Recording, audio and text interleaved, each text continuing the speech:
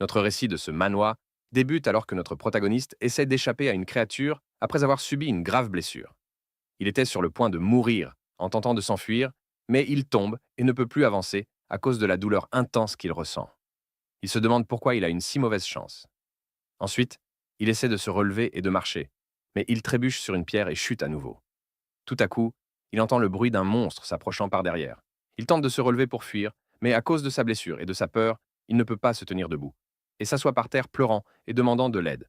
Soudain, le système apparaît et nous informe que le nom du héros est Takuto Yoshiro, un joueur de faible niveau, puis le monstre apparaît, et nous apprenons qu'il s'agit d'un démon d'élite qui se dirige vers Yoshiro.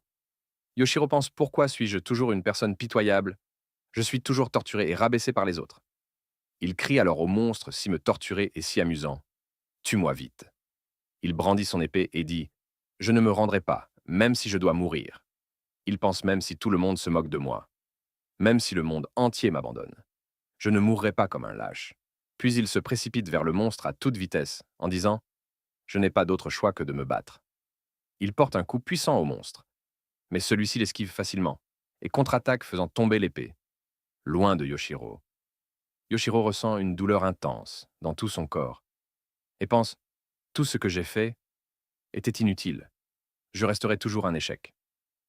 Le monstre rassemble alors son énergie dans sa main et utilise une compétence appelée caverne, des rayons obscurs, qu'il lance sur Yoshiro, détruisant tout l'environnement autour de lui. Yoshiro réapparaît et se demande pourquoi. L'attaque ne m'a-t-elle elle pas touché? Il regarde alors le sol et remarque que le sol a été complètement détruit. Soudain, le sol s'effondre sous lui et il tombe pendant sa chute. Il regarde le monstre et se dit: je n'ai rien accompli de ce que je voulais. Je voulais être plus fort que tout le monde. Mais ma malchance a toujours été un obstacle sur mon chemin. Puis le système apparaît et lui annonce qu'il est mort. Nous apprenons ensuite que l'endroit où il se trouvait s'appelle la Tour de la Magie, une structure mystérieuse tombée du ciel. Personne ne sait pourquoi elle existe ou ne comprend ses capacités, car elle dépasse les limites de la compréhension humaine. Nous apprenons également que ces tours sont apparues dans le monde entier, et leur conception interne ressemble à un monde sorti d'un jeu avec des épées de la magie et des compétences comme dans les jeux vidéo. Il y a aussi des centaines de milliers de monstres dans la tour des trésors infinis et des pierres magiques échangées à des prix élevés. Les aventuriers qui cherchent les trésors et les pierres magiques sont appelés défieurs, et leur mission principale est de tuer les monstres et de récolter des butins. Bien que cela ressemble à un jeu, le taux de mortalité est très élevé, et mourir dans l'une de ces tours signifie mourir dans la réalité. Cependant, les défieurs acceptent tous ces risques pour la gloire et l'argent. Notre héros réapparaît et se dit: il semble que je sois ressuscité pour affronter le même destin. Il s'assoit, pose sa main sur sa tête et se demande quand ce cauchemar prendra-t-il fin. Puis le système apparaît et lui dit: votre mort a été confirmée et la compétence de résurrection infinie a été activée. Vous avez 10 secondes pour retourner à l'endroit où vous êtes mort. Le héros réapparaît et dit: peu importe combien de fois je mourrai, à cause de la résurrection infinie, je revivrai ce cauchemar encore et encore. Puis il se souvient comment il a obtenu cette compétence après avoir obtenu son diplôme d'études secondaires. Il a travaillé comme livreur à temps partiel pour couvrir ses dépenses. Bien qu'il soit occupé avec plusieurs emplois, il n'arrivait pas à joindre les deux bouts et n'avait pas le temps de construire des relations avec les autres. Soudain, une tour magique est apparue dans le ciel, et il a cru que sa vie allait changer pour le mieux, après être devenu un défieur. Mais la situation est devenue extrêmement difficile, car il devait acheter des pierres magiques pour obtenir des compétences. Lui permettant d'affronter les monstres, il est allé voir un marchand à l'entrée de la tour et a acheté une pierre magique après avoir dépensé toutes ses économies. Mais le marchand l'a trompé et lui a donné la compétence Résurrection infinie après avoir activé la compétence chaque fois qu'il mourait. Ses statistiques étaient réduites en guise de punition. Il se souvient de la première fois qu'il était mort, où il a perdu 500 points de défense. Depuis, il est la mort 4 fois, et à chaque fois ses statistiques ont été réduites de manière aléatoire. Une fois, il a perdu 50 points de défense après avoir été vaincu par un démon, ce qui lui a fait perdre un niveau entier. La deuxième fois, il a perdu 70 points d'attaque. La troisième fois, 250 points de santé. Et la quatrième fois, 60 points de dextérité. Le système affiche l'état actuel de Yoshiro, niveau 8 mana, 5200, 1 réduit de 250 points. Attaque physique, 65 attaques. Magique, 74. Défense, 53 force, 70. Vitalité, 67 compétences techniques. 36, dextérité, 60 points, et intelligence, 9 points. L'intelligence représente ici l'énergie magique. Sa seule compétence est la résurrection infinie. Yoshiro réapparaît et se dit « Après la prochaine punition de mort, ma dextérité ne sera plus que d'un point. » Nous apprenons ensuite que dans la tour magique, la structure physique d'une personne change en fonction de ses statistiques. Plus elles augmentent, plus sa capacité à affronter les ennemis et à acquérir des trésors s'améliore. En revanche, si elle diminue, il devient plus faible dans ce cas. Si l'agilité de Yoshi tombe en dessous de 1, il ne pourra plus du tout bouger et sa carrière de challenger prendra fin. Pour toujours. Yoshiro apparaît ensuite, se parlant à lui-même. Je n'arrive pas à collecter suffisamment de trésors pour rembourser mes dettes. Je ne pourrai même pas survivre en dehors de la tour. Il ajoute, cette compétence est une malédiction pour celui qui la possède. Le système apparaît alors et met fin à sa vie, après quelques instants se préparant à revenir à tout moment. Il revient ensuite à l'endroit où il est mort et se dit « Mon corps est devenu extrêmement lourd. Je ne peux plus le bouger. » La raison en est que son agile est tombé à un seul point. Il regarde autour de lui, surpris par l'endroit où il se trouve. Il se dit « Qu'est-ce que c'est ?» Je suis tombé à l'étage inférieur de la tour, mais c'est la première fois que je vois cet endroit. Il apparaît ensuite et se dit « On dirait que cet endroit est un lieu secret dans la tour, et aucun des challengers ne semblait le connaître. » Alors qu'il examine les lieux, il aperçoit une lumière brillante devant lui. Il crie incrédule face à ce qu'il voit et se dit « C'est une pierre de compétence de type or, extrêmement rare. » Il apparaît ensuite et se dit « Si je parviens à vendre cette pierre, j'obtiendrai une somme énorme et je pourrai rembourser toutes mes dettes d'un coup. » Il s'arrête ravi et se dit « Je dois me concentrer sur cette pierre et son emplacement, puis sortir de la tour. » Il se dirige ensuite vers la pierre étonnée de l'absence de monstre. La gardant dans ce cas, je pourrais l'obtenir facilement. Malheureusement, en marchant, il déclenche un piège. Des ouvertures apparaissent dans le mur à côté de lui, et il en a peur. Mais avant qu'il ne puisse réagir et s'échapper, une énorme quantité de couteaux sort de ces ouvertures, pouvant l'atteindre de partout après que les couteaux ont traversé son corps. Il souffre et crie de douleur, puis il meurt. Le système apparaît et lui dit « Vous êtes mort », et la compétence de résurrection infinie est activée. Il réapparaît ensuite, et 65 points de force lui sont retirés, en guise de punition pour sa mort. Il retourne à l'endroit où il était mort, et se dit « Quand est-ce que ce cauchemar va se terminer ?» Il regarde autour de lui et se dit « On dirait que cet endroit est rempli de pièges, au lieu de monstres. » Il ajoute à ce niveau « Je ne pourrais obtenir la pierre de compétence qu'en mourant plusieurs fois il s'arrête et se dit « Même si je meurs, 100 fois, je n'abandonnerai pas pour l'obtenir, car c'est mon dernier espoir de vie. » Il essaie ensuite de marcher vers la pierre, mais il ne peut plus bouger ses membres, à cause de la réduction de 65 points de sa force physique. Il s'appuie contre le mur à côté de lui, essayant de forcer son corps à bouger de toutes ses forces, mais soudain un piège en forme de dragon apparaît devant lui. Crachant du feu, le dragon parvient à le brûler entièrement, et il meurt. Le système apparaît et lui dit « Vous êtes mort, et la compétence de résurrection infinie est activée. 250 points de santé lui sont retirés en guise de punition pour sa mort. » Noir revient à l'endroit où il est mort et se dit « Pourquoi n'y a-t-il pas de monstre ici malgré la présence de ce trésor rare ?» Il conclut la raison de l'existence de ce passage. Étroit est d'attirer le challenger avec une pierre de compétence de catégorie rare, lui donner un faux sentiment de sécurité, puis le tuer avec l'un des pièges présents ici. Quelle que soit la force du challenger à ce moment-là, il ne pourra pas traverser cet endroit sans connaître l'emplacement des pièges. Mais malheureusement, pour la première fois, la compétence de résurrection infinie s'avère utile. Bien que je sois actuellement le challenger le plus faible de cette tour, je suis le seul capable de traverser ce passage grâce à cette compétence maudite, car, bien sûr, j'ai un nombre infini de vies qui me permettront de surmonter cet obstacle. Ensuite, nous entrons dans la zone de la pierre de compétence.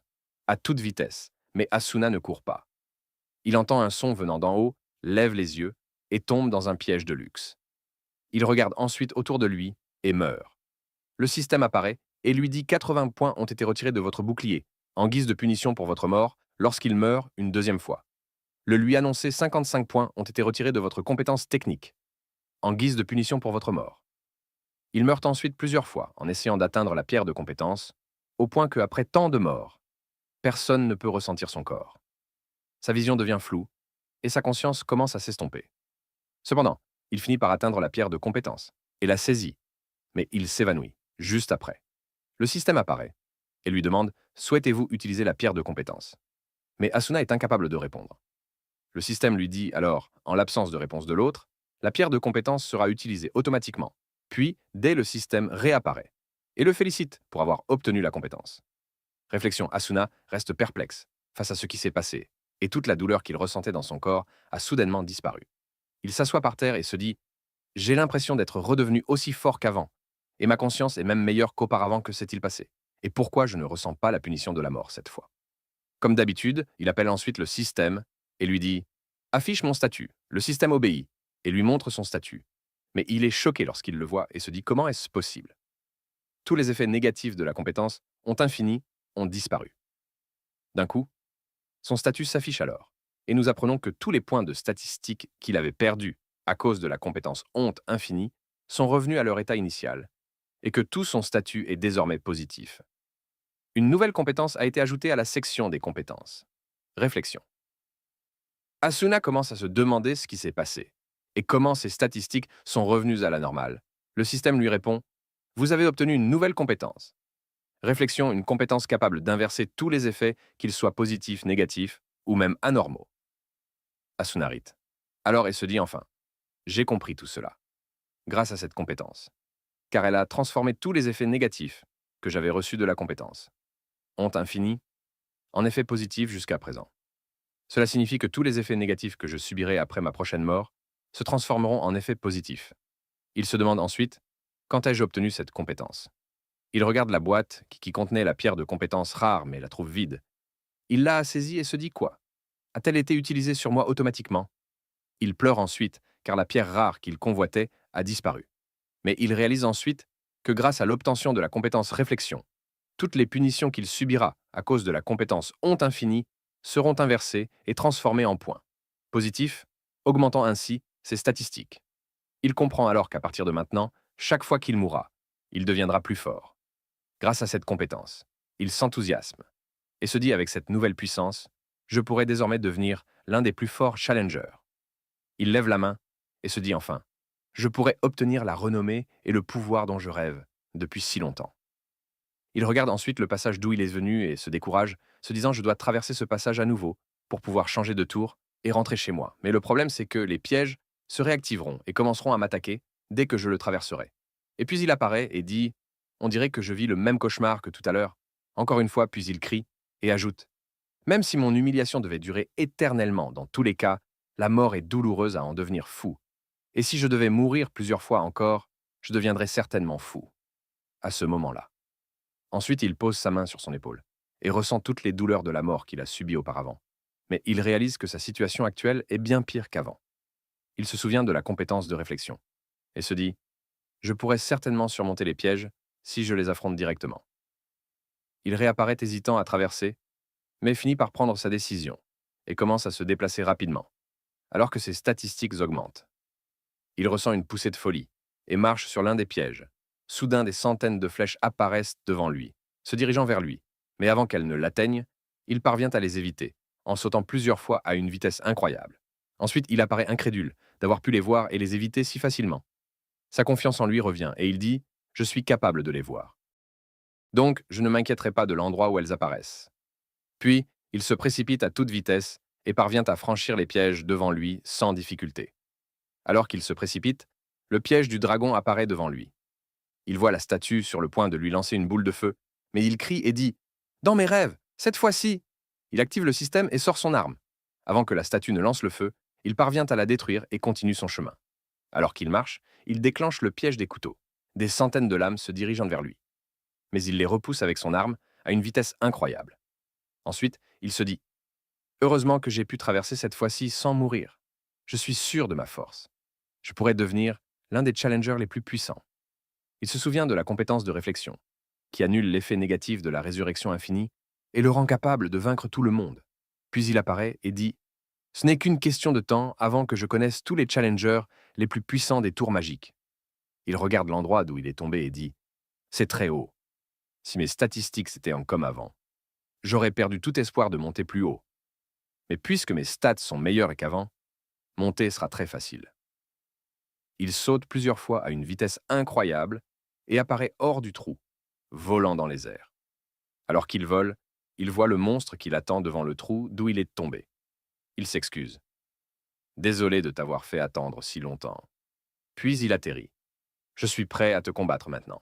Le monstre se précipite vers lui à grande vitesse. Il tente de repousser son attaque de toutes ses forces, mais sans succès.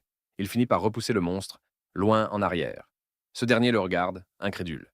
Yoshiro pointe vers lui, lève son épée et dit « Montre-moi comment tu peux me battre maintenant, comme la dernière fois. » Le monstre se met en colère à cause de ses paroles et crie. Il lui répond « Même si tu utilises toute ta force, tu n'es rien face à ma puissance. » Il utilise sa force et se précipite vers le monstre à grande vitesse. Pendant son attaque, il déclare « Jusqu'à quand pourras-tu me combattre contre ma vie infinie? Même si tu me tues plusieurs fois, je reviendrai plus fort grâce à la compétence de réflexion. Et je t'achèverai. » Il se précipite de nouveau, mais le monstre ne lui laisse aucune chance d'attaquer. Cependant, Yoshiro anticipe et évite l'attaque avec aisance. Il lui dit alors « Tu te trompes, tu n'es plus la même personne qui m'a tué avant. » Il parvient à le blesser au bras, ce qui met le monstre en colère. Il contre-attaque, mais Yoshiro évite en sautant. Il réapparaît. « C'est ta fin. » Il l'attaque de nouveau avec son épée. Le monstre esquive à la dernière seconde, mais Yoshiro ne lui laisse aucune chance de fuir, et l'attaque de toutes ses forces, parvenant à le toucher et à détruire le sol. Il atterrit, essoufflé, et se dit « Enfin, j'ai réussi à l'achever. » Mais soudain, une lumière surgit devant lui. Il se souvient de l'attaque du monstre et tente de s'échapper rapidement, avant d'être touché. Le monstre poursuit son attaque et détruit l'endroit où il se trouve. Furieux, le monstre apparaît. Yoshiro évite l'attaque de justesse. « Si je n'avais pas agi rapidement, cette attaque m'aurait tué. » Puis il s'adresse au monstre. « Chaque fois que je pense à toi, je me sens mal à l'aise. Tu n'es certainement pas le genre de monstre qui devrait être au 3e étage. On dirait que tu es descendu des étages supérieurs, juste pour t'amuser avec les faibles. » Nous apprenons alors que la tour magique est composée d'étages. Plus un challenger monte, plus la difficulté augmente, à cause de la puissance des monstres. L'étage où il se trouve est le 3e étage. Il se précipite vers lui à toute vitesse. « Qu'est-ce qui t'amène ici ?» Les monstres du 3e étage sont censés être très faibles. Il se jette sur lui de toutes ses forces, mais la bête ne lui laisse aucune chance d'attaquer. Déployant ses ailes d'un mouvement rapide, elle frappe. Yoshiro fait un geste et se dit « Même après avoir augmenté mes statistiques grâce à la compétence de réflexion, je n'arrive toujours pas à l'anéantir. » La bête se rue alors sur lui à toute vitesse. Yoshiro réagit rapidement et saute de toutes ses forces. Mais la bête ne lui laisse aucune échappatoire, volant vers lui à toute allure, et lui dit « Tu es certainement l'un des challengers les plus faibles que nous ayons rencontrés jusqu'à présent. Et c'est la première fois que je ressens du plaisir en combattant quelqu'un. » Elle ajoute « Je suis heureux d'avoir enfreint les règles de la tour et d'être descendu à cet étage pour rencontrer quelqu'un comme toi. » Ensuite, elle l'attaque avec ses griffes dans une série d'assauts rapides. Mais Yoshiro parvient à parer chaque attaque avec son épée, puis il déclare « C'est la première fois que j'entends qu'un monstre quitte sa place et enfreint les règles pour combattre des débutants. » Il atterrit rapidement et lui demande « Qui diable es-tu? Et si tu es si fort, pourquoi laisses-tu les puissants en haut et viens-tu t'en prendre aux faibles à cet étage ?» La bête refuse de répondre. Alors Yoshiro lui dit « Je m'attendais à ce que tu ne répondes pas. Mais tu as eu la malchance de rencontrer quelqu'un qui, peu importe combien de fois tu le tues, reviendra encore plus fort. Alors finissons-en rapidement. » La bête réplique « Comme tu veux. » Elle commence à accumuler de l'énergie dans sa main. Yoshiro apparaît alors et dit « Tu vas utiliser la même attaque à chaque fois? Tu n'as rien d'autre ?» La bête répond « Fais ce que tu veux. » Puis elle lance son attaque. Après avoir accumulé l'énergie, une épée apparaît dans sa main. Elle déclare « Peu importe le type d'attaque que je t'envoie, tu ne survivras pas. » Yoshiro réapparaît et dit « Enfin, tu deviens sérieux dans ce combat. » La bête commence à l'attaquer en utilisant la terreur des ténèbres. Yoshiro parvient à esquiver en reculant rapidement. Il tente de fuir ses attaques, mais la bête ne lui laisse aucune chance et l'assaille de toutes ses forces. Yoshiro parvient à bloquer l'attaque à la dernière seconde, mais la force de l'impact détruit le sol sous ses pieds. Incrédule, il réalise qu'il a réussi à parer l'attaque, mais soudain, il voit la bête accumuler de l'énergie dans sa main et se précipiter vers lui. Il tente d'esquiver, mais avant qu'il ne puisse réagir, la bête le frappe à la tête et l'élimine instantanément. Le système apparaît alors et annonce « La compétence de résurrection ultime a été activée suite à votre mort. 40 points de force ont été réduits. » Puis, Yoshiro réapparaît et déclare « La compétence de réflexion a été activée, inversant l'effet de la résurrection ultime. Votre force a augmenté de 40 points. » La bête, après avoir replié ses ailes, commence à marcher. Mais Yoshiro l'attaque par derrière de toutes ses forces. La bête sent l'attaque et l'évite de justesse. Yoshiro apparaît et lui dit « Comment oses-tu me tuer ?» La bête, terrifiée, est au bord de la mort. Yoshiro continue « Même si tu peux revenir à la vie, la douleur de la mort reste insupportable. Il l'attaque avec rage. Mais la bête parvient à parer chaque coup. Incrédule, elle se dit « Comment cette personne est-elle encore en vie? Je suis sûr de l'avoir tuée. » Yoshiro, de son côté, pense « Grâce à la force acquise par la compétence de réflexion, je peux maintenant repousser les attaques. Mais ma puissance reste insuffisante pour le vaincre. » Il attaque à nouveau, mais la bête part encore une fois. Elle utilise toute sa force et contre-attaque, éliminant Yoshiro une fois de plus. Le système annonce « La compétence de résurrection ultime a été activée suite à votre mort. 60 points d'agilité ont été réduits. » Puis Yoshiro réapparaît et déclare « L'effet de la résurrection ultime a été inversé. Votre agilité a augmenté de 60 points. » Il se dit alors « Cette fois, mon agilité a augmenté. » Il regarde la bête et lui dit « Tu as vraiment eu de la malchance de combattre quelqu'un comme moi. » Puis il ajoute « Malgré ta malchance, tu es extrêmement fort et tu as bien combattu. » Il attaque la bête à toute vitesse et lui dit « Cette fois, c'est ta fin. » La bête tente de fuir, mais Yoshiro lui dit « Tu n'as plus aucune chance de t'échapper grâce à ma nouvelle agilité. » Il poursuit son assaut et parvient à trancher le corps de la bête en morceaux. Il apparaît devant elle et dit « Voilà ce que ça fait de mourir, idiot. » Il s'approche d'elle et demande « Qu'est-ce que tu ressens en mourant ?» Il rit et se dit « Enfin, ma vie va changer grâce à la compétence de résurrection ultime et à la compétence de réflexion. » Il s'assoit et déclare « Enfin, je l'ai vaincu. » Puis il s'agace et dit « Même si je l'ai vaincu, il m'a tué plusieurs fois, alors que je suis devenu bien plus fort. » Il regarde son épée, qui est dans un état critique, sur le point de se briser. Dès qu'il la bouge, elle se brise devant lui. Il se dit « Apparemment, je vais devoir acheter une nouvelle épée dès que possible. » Il se lève et déclare « Je dois me procurer de l'argent rapidement. » En regardant autour de lui, il trouve les pierres magiques tombées de la bête qu'il a vaincue. Il décide de les ramasser et de les vendre pour obtenir de l'argent. Il se dirige vers la zone sûre. Le système apparaît ensuite et nous informe que la tour magique dans laquelle il se trouve s'appelle Hermès et que la zone la plus sûre se trouve au premier étage. Nous apprenons également qu'à l'entrée de chaque étage de la tour magique, il y a une zone où les monstres n'apparaissent jamais, la zone sûre.